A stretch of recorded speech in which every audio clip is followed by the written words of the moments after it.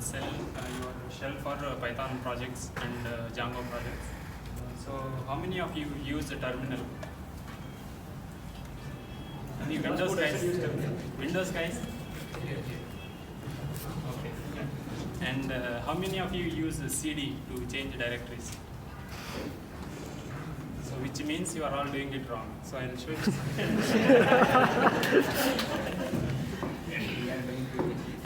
So let's say I want to go to a project. So what? Okay. Is it visible? Yes. Okay.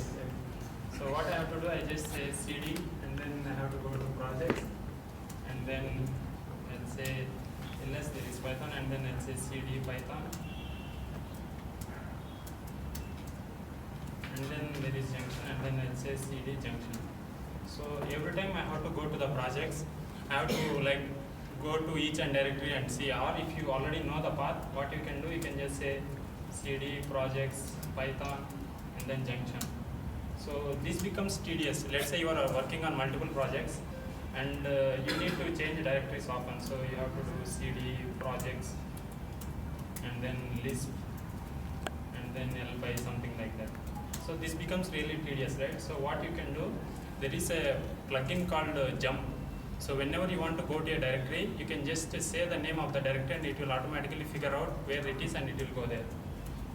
Now let's say I want to go to junction, I can just say jump to junction. See, it automatically went there.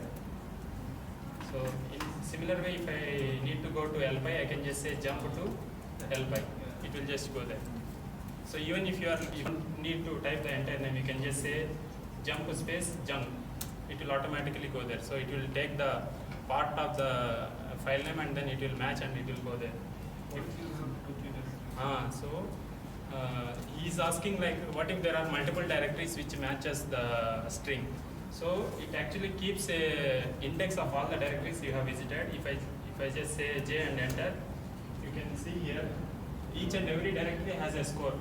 Depending on the number of times you have visited, it will increase the score. So when there are multiple matches, it will go to the directory which has more score. So that is the one thing. Auto jump and then auto n. So this is also a major problem in Python. So you are familiar with virtual environment. So what you have, when you want a package with multiple versions, so you need to use a virtual environment. And when you are working on multiple projects, you need multiple virtual environments. So if I go to some directory,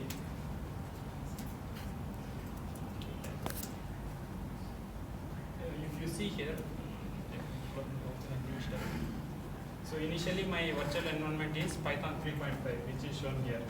Now if I jump to a project called a library, you see the virtual env is automatically changed. So there is a Python package called AutoEn. So you can install that with the pip install AutoEn, and then it will give you a shell script. You just need to source the shell script, and every time you enter a directory, it will look for a .env file in that particular directory. If I see here, so in this project there are two commands. One is exporting Django settings module, other one is activating the environment. So whenever you go to that directory, it will automatically look for a file called .env and it will automatically source that file. So whenever you switch the projects, your environment gets changed automatically. And then aliases. So this is also a little useful. So this is a Django project. So if I have to run a Django project, what I have to do? Yeah, I have to say like Python manage.py run server. So instead of that, what I can do, I can just say Django run server and it will run server. So this is just an alias. You can, if you see what is there in DR, it says it is an alias for Python manage.py run server. So you can create aliases to install packages. Generally in Python packages there will be a requirements file. So instead of saying every time pip install -r requirements, you can just say pip install requirements and it will install all the requirements. So there are like lots of useful aliases. So I mean, you might think this is like very silly, but if you think about that, every day you will be using this multiple times, and it gets like really tedious for to do all this. So if you automate this or you just condense it, it will be very useful.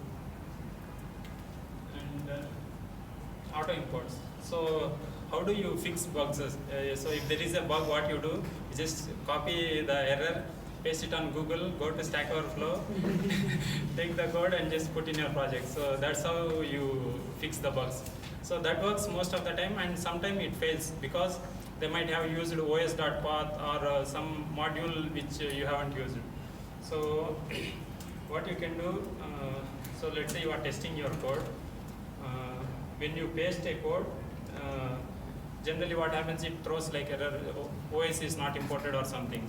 But if I just say os.path, it already says, it is already imported because I have written some scripts which will automatically import all the modules from the standard library, and each and every function from the standard library is automatically imported. So whenever you just copy paste and run the code, it will run without throwing any error.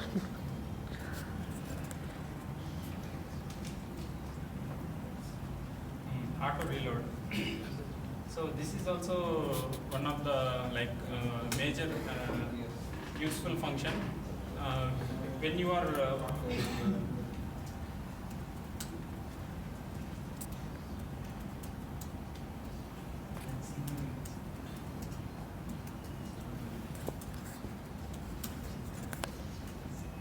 when you want to test your code from shell, what you do, you just normally import that module and then call that function from the module. And then sometimes it works, sometimes it won't work. So what you do, you go back to your editor, you change the code, and when you come back to the shell and you run, you still have the old code. So you have to reload that. So instead of reloading, or you can just close the shell and you can open a new shell. Instead of doing that, you can configure your IPython to automatically reload all the imported code. So there is a magic function called auto reload. You can just say so from now on, whatever modules you import, so right now here I have a function. Now if I go to my editor and change the function, here I will have the new code because it will automatically import all the imports which I have used.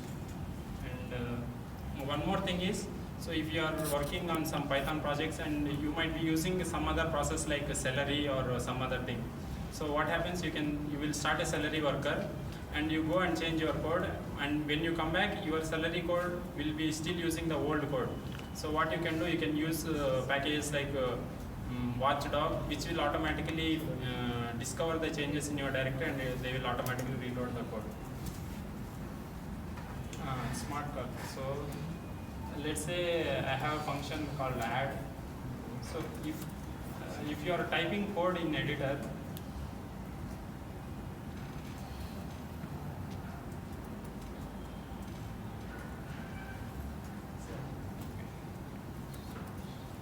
so when you are writing code in editor, you will have a lot of snippets and auto-completion, everything. Let's say I want to write a function, I can just say def and then hit tab. It will automatically give the template for the function. So I can just say some function and then some arguments, and then I can just say, whatever thing we want here. But when you are working with a shell, let's say I want to call a function. So what I have to do, I have to say add, and then I have to use parents. And then I need to give arguments and then close parents, and then it will execute the function. But typing parentheses is like a very tough job. So you have to move left hand all the way to the shift, and then your right hand all the way up, and then you have to press, and then you have to type arguments, and then you have to close the parentheses. So to avoid that, what you can just do, you can just say add 1, 2. That's it. So if you look here, it is automatically appending parentheses. So IPython has this feature called smart calling. So it will automatically figure out whatever you have on the left side is a function and right side are arguments, and then it will automatically pass all the arguments and it will call as a function.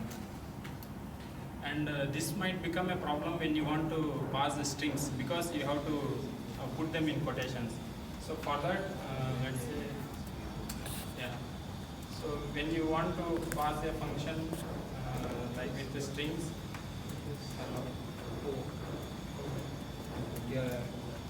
So instead of you quoting manually, you can ask Python to add quotations. So you can just say foo and then hello.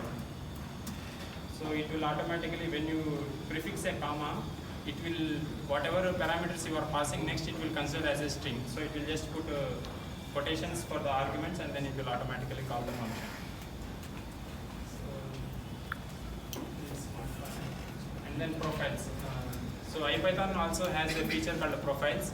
So you can create multiple profiles and you can automatically switch in between.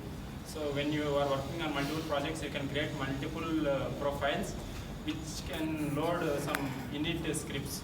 So when you are working on projects, if you want to debug, when you say ipdb and then you debug, you will have a lot of context and it will be very easy to debug.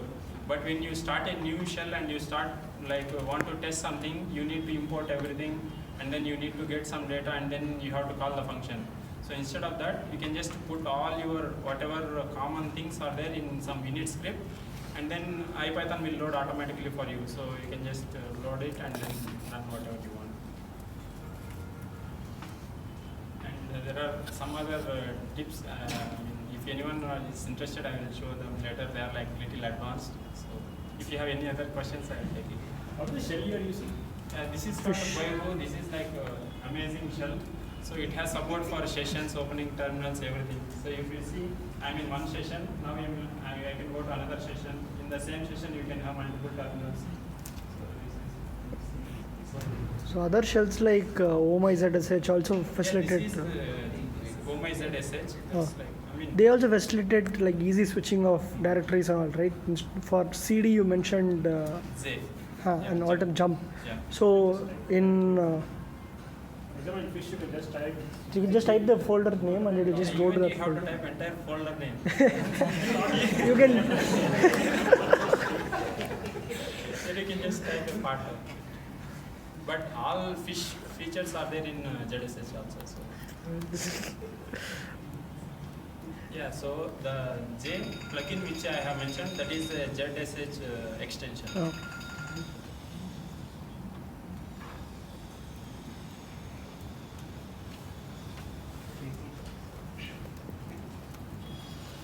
Any other questions? There is not quite good documentation on IPython. You know some online resources for IPython because So there is a website called. it does a lot of good things. But we don't know the. So there is a website called pyvideo.org. Okay. So here if you just search for IPython, you will get like lots of videos. They will walk through from each and every step from the beginning, how to install, how to use everything. So you can just find some, whatever video interests you, you can watch it. Okay.